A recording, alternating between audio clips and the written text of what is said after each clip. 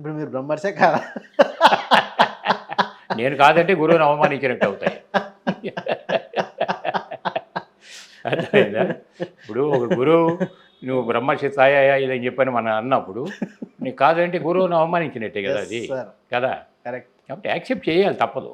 అయితే అది ఎలా అంటే నేను బ్రహ్మర్షి కదని కాళ్ళ దగ్గర రైటు అయి ఉండకూడదు. ఓకే.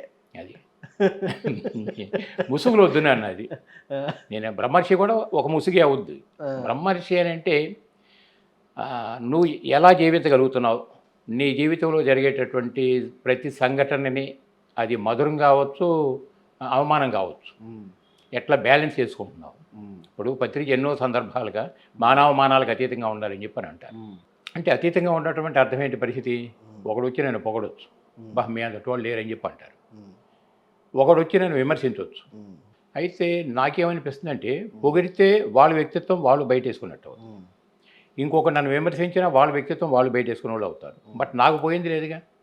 వాడు పొగిడాడని నేను పొంగానా? ఇంకొకటి విమర్శించారు కాబట్టి నేను పొంగాల్సిందే. ఈ రెండింటికి అతీతమైనటువంటి స్థితిలో నీ జీవిత విధానం ఎప్పుడైతే ఉంటుందో అది జ్ఞానానికి ఒక విధంగా పరాకాష్ఠకం అని చెప్పుకోవచ్చు.